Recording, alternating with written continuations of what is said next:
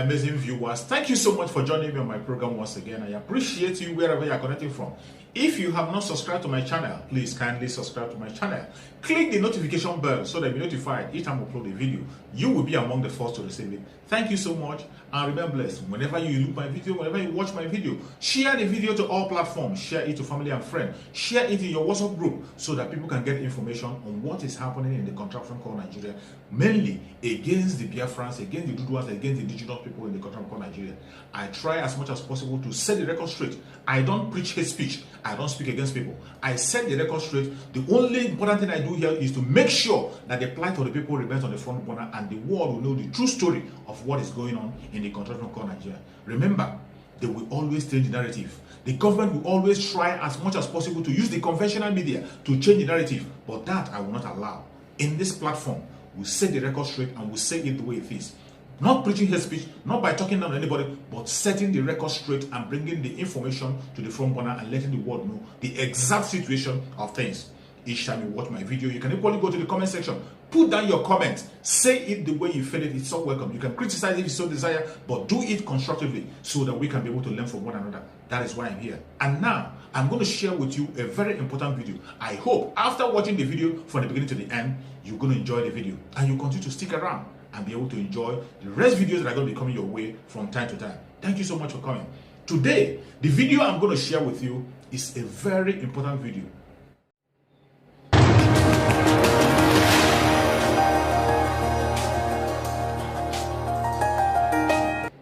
As Nigeria's political parties and politicians prepare to go head-to-head in the 2023 general election, more and more aspirants are beginning to declare their intention to contest for the presidency. One of such hopefuls is Dele Momodu, veteran journalist, popular newspaper columnist, businessman turned politician, and publisher of Ovation International and the online newspaper The Boss. But this will not be Momodu's first attempt at the presidency. In 2011, he made an unsuccessful bid for the post on the platform of the National Conscience Party, NCP. This time around, Momodu has joined the main opposition People's Democratic Party, where he intends to participate in a hard-fought contest to secure the ticket of the main opposition party. Now joining us in the studio to tell us why he wants to become Nigeria's president and how he intends to secure victory during the PDP presidential primary is Dele Momodu, CEO and publisher of Ovation International and The Boss newspaper. Good morning, Bob D, as he's popularly known, and thank you very much for joining us. Dr. Ruben Abati, PhD. Thank you for declaring for me. You see, Ruben has virtually made a declaration on my behalf. Thank you. And since you want me to declare, so I might as well declare right here. Let me say I am very ready. I always tell people it's impossible for you to be the president of a country as big, as diverse, as complex, as complicated as Nigeria if you've not prepared for it. Most of the people we have as politicians never prepare for anything. All they prepare for is the next election. What are we going to do? How are we going to do it? How are we going to rig?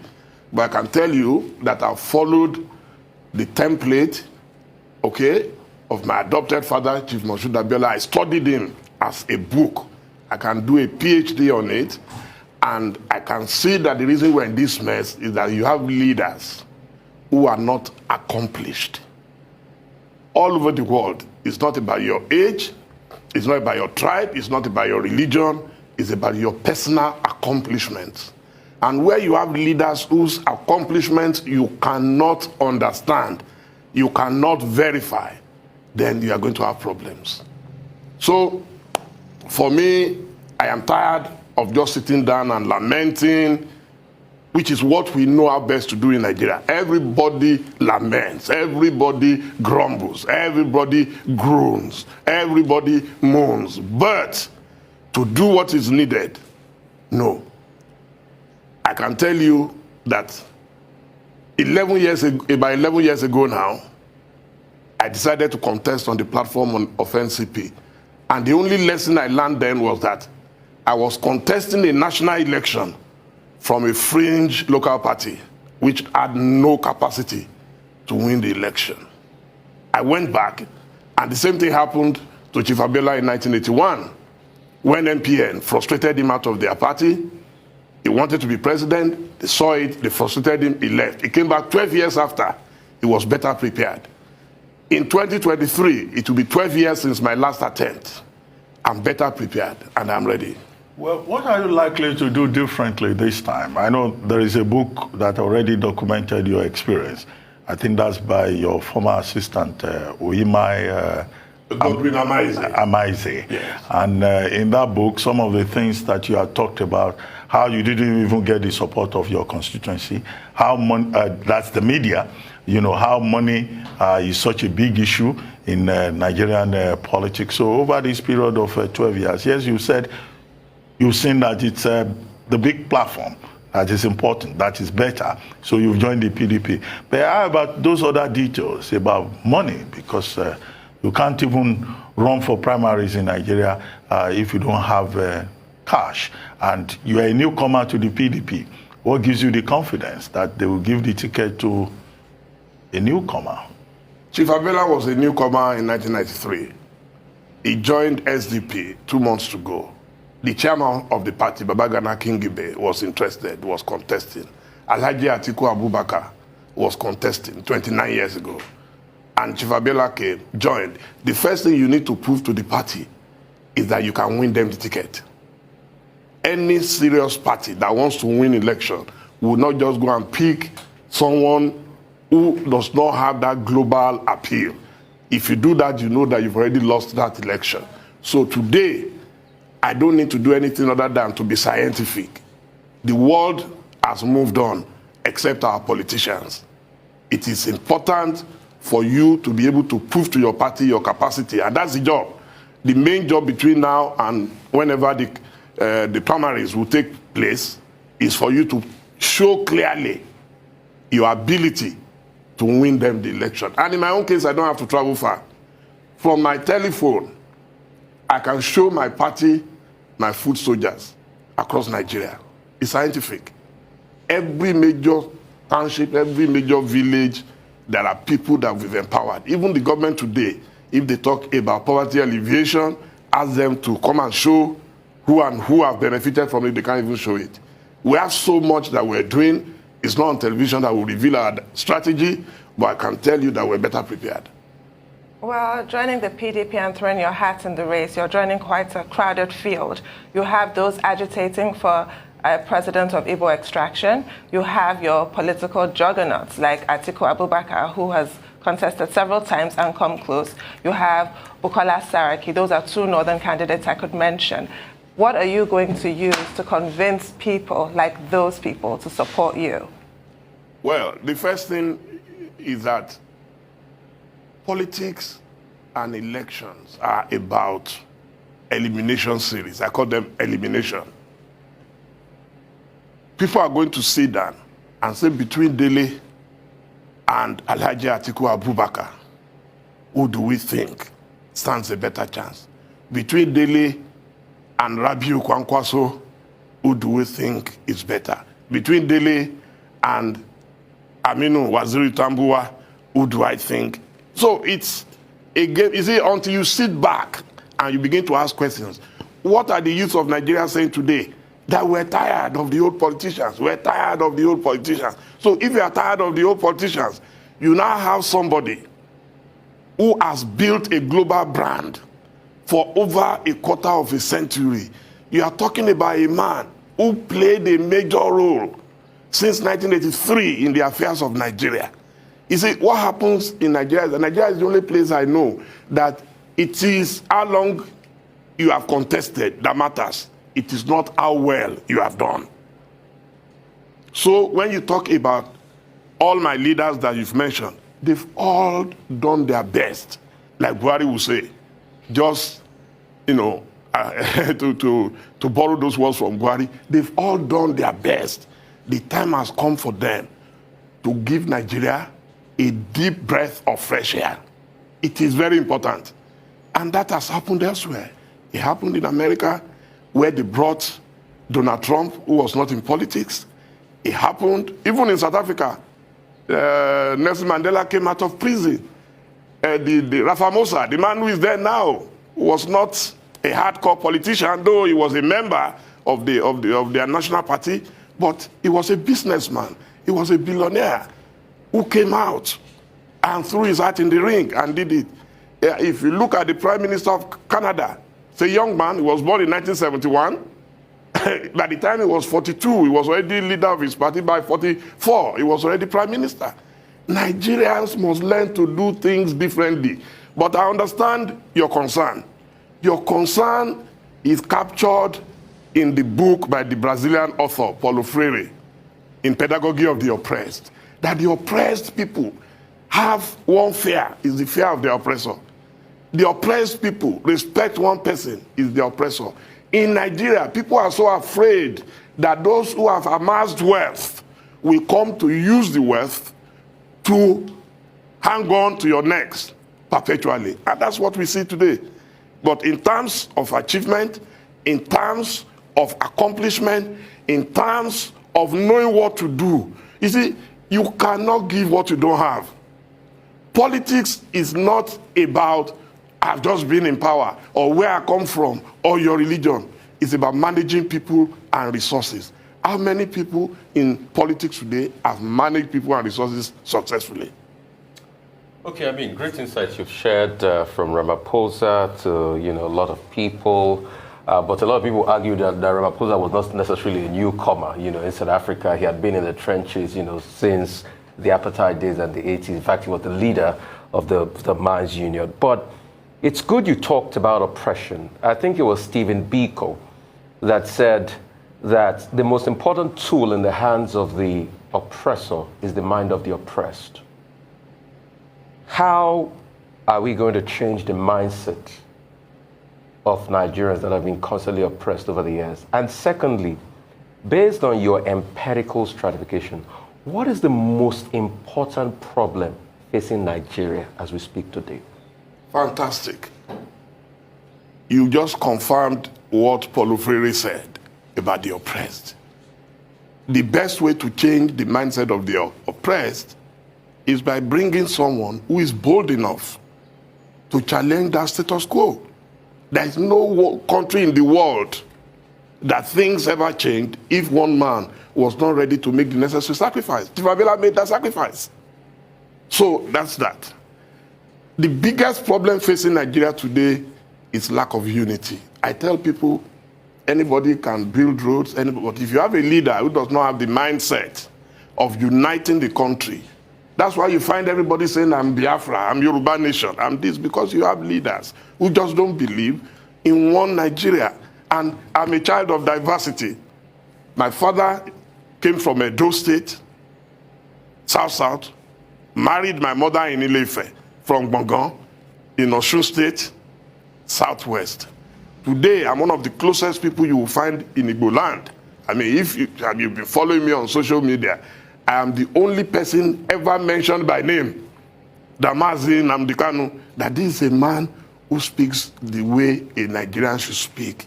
That he says he will turn the Southeast into a technological hub, a Silicon Valley. And that if this is how the other leaders were speaking, we will not be agitating the way we are. So you just need someone who can turn the depression, the frustration, just turn it around. Bring joy back to Nigeria, I like to say. Bring joy back to the country. The country is in a depressive mood. I have not seen any of the leaders you have mentioned who has that kind of diversity. If you look at my surname is Momodu. My grandparents were Muslims, my parents were Christians. So I understand the dynamics of those sentiments. Because in Nigeria, it's always ethnicity, religion, and of course, loads of cash. On all three accounts, I may not have my own personal cash, but I've worked most of my life with those who control the economy of Nigeria. That's important. If you're not a businessman, you may not know how to even manage resources. A man who never managed 1 million, you now give him 10 trillion to manage.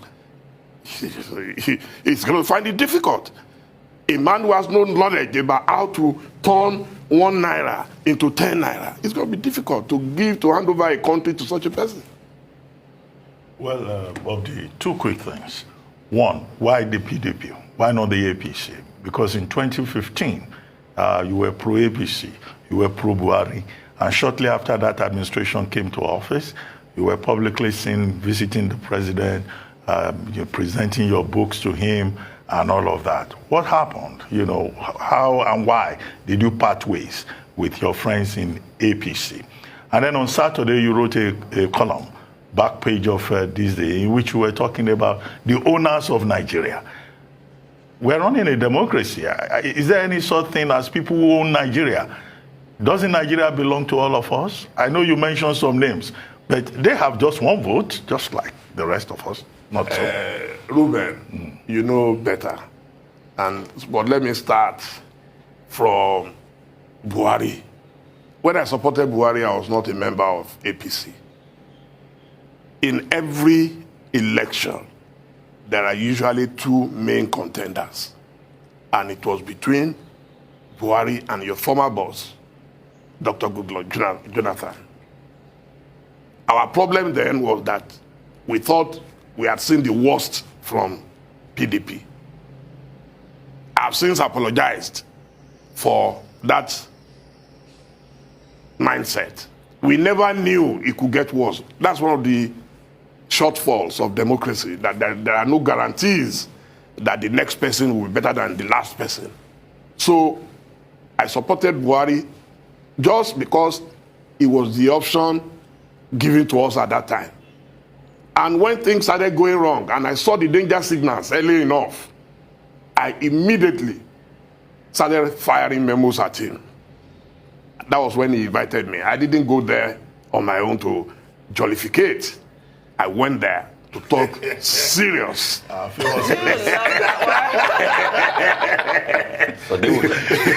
You know, I went there to tell, and mercifully, I was alone with him in the room.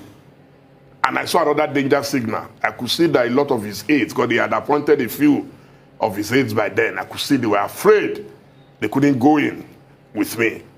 And the book I was giving to him was not yet a book. I did a hurried compilation of my articles. And I told the president how for 5 years I was advising President Jonathan as a special advisor, free of charge. I appointed myself special advisor. I was doing your job for you by writing every Saturday. And I don't just criticize government, I prefer solutions. So I was doing that for 5 years. So I quickly did a compilation and gave it to President Buhari, and I said, I'll be doing the same for you. So for me, that is what every patriotic citizen should do. Talk to your leader. Speak truth to power.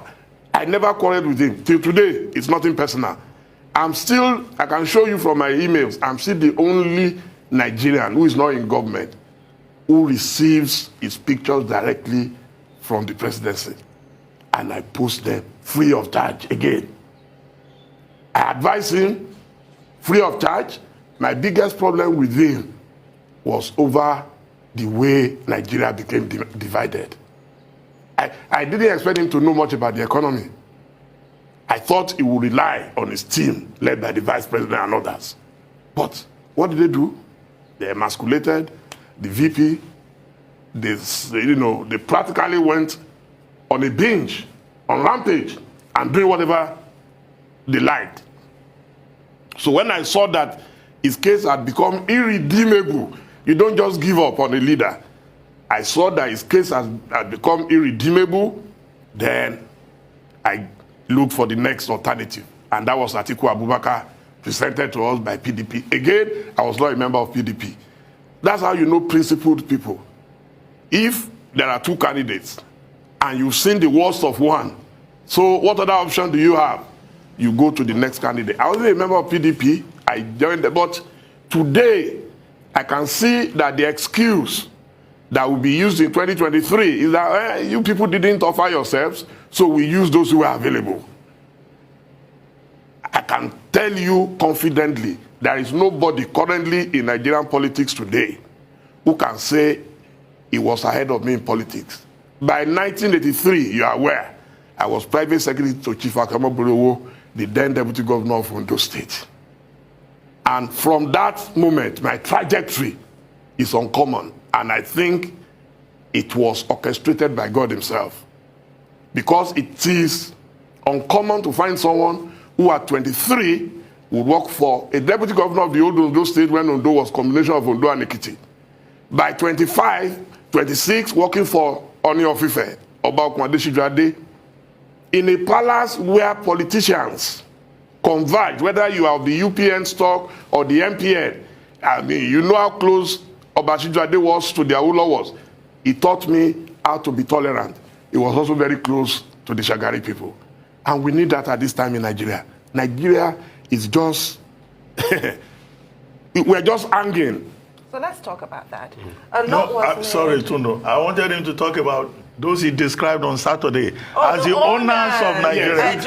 I thought that this country belonged to all of us. Yes, you see, you have to know your history. In 1998-99, me, I'm one person, the people of Port Harcourt called Otoknadu. I don't just talk. Most Nigerians talk, they don't act. I act. In 1998-99, I was supporting Chief Olufalaye against Chief Obasanjo and a retired army general. I thought Chief Olufalaye, as a banker, an economist, would be able to handle Nigeria better. I then suggested to Chief that please, if you are picking your running mate, pick a cerebral northerner. And he asked me, who do I have in mind? And I mentioned Dr. Rilwan Lukman, who was at UPEC. I was 38 years old. And I spent my own resources, traveled to Vienna to meet with Dr. Rilwan Lukman, who then gave me that insight into the owners of Nigeria. He said, what have you come to do? I said, sir, we want you to be running mate to Chief Alaye. Then he laughed, then when he calmed down, he said, Dele, thank you so much for considering me, but I can't. I said, why not? He said, because the owners of Nigeria have decided they want Obasanjo. I said, are we not going to have elections? He said, no, it's not by elections. It never was it? You will not, and he mentioned their names. Of all the names he mentioned, only one. They've been alive. And I believe God has preserved them to today so that they will see a change in Nigeria. That's why I appealed to them last Saturday. The only person who has departed us, God bless his soul, is General Wushishi. All the others, General Obasanjo, General Salami Abubakar, General Ibrahim Babangida, Lieutenant General Ali Gusu, Lieutenant General T.Y. Danjuma, they're all around. And I'm sure they too must be tired of what they are seeing. So my appeal to them is very genuine, very sincere, very patriotic, that please, we know you have the power. I'm sure you heard the story, even in 2018, 2019, that PDP was almost picking my brother, Tambua. And suddenly, the owners of Nigeria intervened and said they preferred Atiku. And that's why Atiku emerged. So you have to understand, a lot of people walk on the street and go and get PVC. I was at an event in Sheraton last night and they were talking. I said, no, it's not about getting PVC yet. It's about getting the right candidates. Well, let the young Nigerians fight for the two parties. Right. What I'm doing now is to practice what I preach. But I'm sure you're preaching to the converted.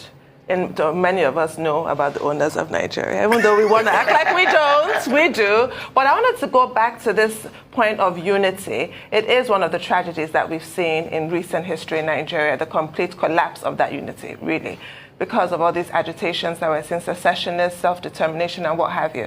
Look at what happened in America with Joe Biden. A lot of people were not thinking Joe Biden was necessarily the messiah, to coin that phrase, but they were like, at least he will unify the country. He has not been able to do so far, because it's beyond rhetoric. What policies exactly do you have in mind to unify Nigeria? You see, most things I learned from your dad. And you know, you and I, we talk a lot privately. It's very easy. What did Chief Abiola do? He employed people from everywhere. At Concord, you would think you were in the mini Nigeria. It didn't matter where you came from. That's one. Two, meritocracy. Put merit above ethnic sentiment. If I want someone from Adamawa today, I'm sure I'll find a qualified person from Adamawa. But most politicians don't have the patience to search for competent people. That is the problem. The moment you are able to be fair to all, the moment you are able to have competent, nobody will complain. Since I joined PDP now, you see a lot of people who used to shout Biafra, Biafra on my social media pages. Now they say, maybe there is hope after all. Nigerians love Nigeria. How you know is when they are playing football. But the moment they come back and they see that they said somebody has just been shot somewhere, they arrested him, somebody phones, they release him, nothing is going to work. Trust me, I have the capacity. I've walked across Nigeria. I've walked beyond Nigeria. Nigerians will begin to have renewed hope in their country. The first thing you must offer them, that's why your dad's mantra was hope. If you don't give hope to a people, they will continue to agitate. It's very important. It's clear. You must give them hope. You must give them confidence that you are here for them, that every inch of Nigeria belongs to Nigerians. Okay. So 2 questions. You've been able to state that they're owners of Nigeria as a whole, and you mentioned their names. You've been able to state your antecedents. Some other people will argue that that's exactly the problem as regards to your candidacy, because you are friends with these owners of Nigeria, and the thoughts of these owners of Nigeria are at variance with the common man that finds it difficult to eat on the streets of Nigeria. So a lot of people see you as part of them. One, what's going to be your answer to that? And secondly, you said give Nigerians hope. Will hope reverse the 15% inflation rate? Would hope reverse close to 40% unemployment rate? Would hope reverse high debt to service ratio in Nigeria? What are you doing specifically as regards this problem of economy we have on ground? Let me speak to you about the question about friendship. How many people criticize their friends in power? When Dr. Ruben Abati was in power, I believe I'm one of the closest. I'm going to put you on the spot. I wasn't in power. You were in power. I was a messenger. You were not only in government, you were in power. I looked him straight in the eye. And I criticized him. On one occasion, he overreacted. We had to settle it as on my later. He overreacted. He couldn't take it any longer. That's how you know a serious candidate. A candidate is that man who can look at anyone, be you Babangida, be you Obasanjo, and say, sir, what you are saying is wrong. I've always had a record of that. Even my father, my royal father, you remember my spat with the late Oni of Ife, Oba Kwadeshi Jwade, when he said Babangida was making sense. I couldn't sleep that night. I came out smoking. I had to go and prostrate later. As a custodian of tradition, to apologize to the elder. But the truth is, I said my mind. That's why I've been in opposition all my life. God preserved me for this role. Trust me. There are not many Nigerians who can stand up and will not be afraid that you saw how when Buhari came, how they were harassing journalists. Even him, they harassed, who was not a journalist. He was just doing his job, as he said. Did you see my name anywhere? No. Because everything I do on principle. When you talk about hope, the last thing you lose before you die is hope. Nigeria needs hope first. There is no magician who will come and change Nigeria in 2 months. But the first thing is, I can tell you, when Buhari came, people thought it was serious. A lot of people, even I remember my driver in London, you won't believe it. The guy was from Afghanistan. He said, I hear you now have a good leader in Nigeria. You see, there is a way hope radiates across everywhere. When you give people hope, then they are ready to make sacrifice. They are ready to do what you ask them to do. They are ready to pay their taxes. Yeah, they are ready. Hope fix the problem. That's the problem on ground. So what I'm telling you is that the first thing is to get the right mood. The atmosphere in Nigeria now is so fouled up that nobody even believes in Nigeria. Those who have little money in Nigeria would rather take it elsewhere to go and invest. So that is the word hope. For me, the first thing we will do is to make sure that we have a star-studded cabinet of people of ideas. Everywhere in the world. Even you will see that in America, where they are doing most of their debates, they take it to one campus or the other. It's not like Nigeria where you have to go to Transcorp building, you want the best hotel. No, why? Because the intellectual base of a country is what determines how serious you are. You must seek help from your brightest brains, and we have them. We have them everywhere. Go and get a good team. At Ovation, when we started in 1996, they told us, oh, it will not survive 6 months. No, we promised that we will do it. What has sustained us is the fact that we were able to get a good team. We maintain a good team. We get the best printers. We get the best cargo company. You must run. The next president of Nigeria must be the CEO of Nigeria. And he must be a branch manager. Because Nigeria needs rebranding. If that's what hope means.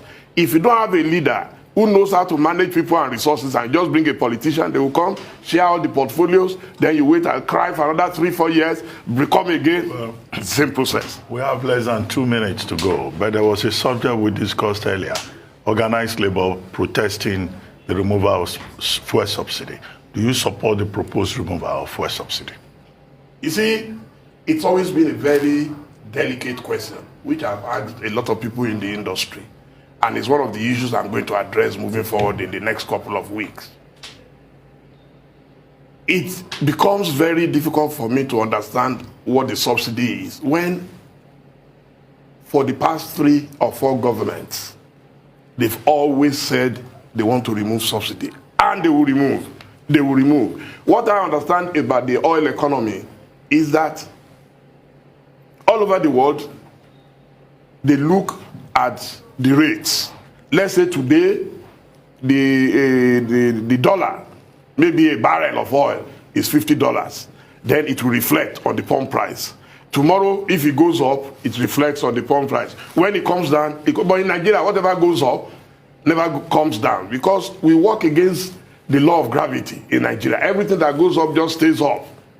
So that is why you will need the experts to sit down and actually look at it. That so how much does it really cost to produce? And then this idea of you must continue to refine oil abroad. Why has it become a jinx? That's one of the promises that we held Buhari to, thinking that Buhari being in that industry previously will understand how to manage it better. And he gave us the hope that everything was going to stabilize. So I don't really know what the subsidy is, but the only way for you to know is when they give us the actual price as it comes from abroad and it's reflected on the pump price. And also when finally we can settle everything at home. Because we love to import what we can produce. That must not continue. Until a leader is ready to do that, then we'll continue to talk about subsidies. And most of them, non-existent. Well, thank you very much, Dele Momodu, for joining us this morning on the morning show. I'm sure there will be other opportunities to further discuss Nigeria with you as we move towards 2023. Thank you so much for your patience to watch from the beginning to the end. I hope you have learned something from the video you have just watched. The video you have just watched is to bring information to your doorstep and for educational purpose. It is not to demonize anybody. Let us watch continuously and see who can be able to make a sense out of every nonsense we are seeing. We must continue. We move. It doesn't matter what they do. It doesn't matter what they say. They will kill us. We will kill them. At the end of the day, Biafra is here. Thank you for watching. If you have not subscribed to the channel, please kindly subscribe to the channel. Click the notification bell so that you're notified each time I upload a video. You will be among the first to receive it. Thank you and remember blessed. Bye-bye. See you again.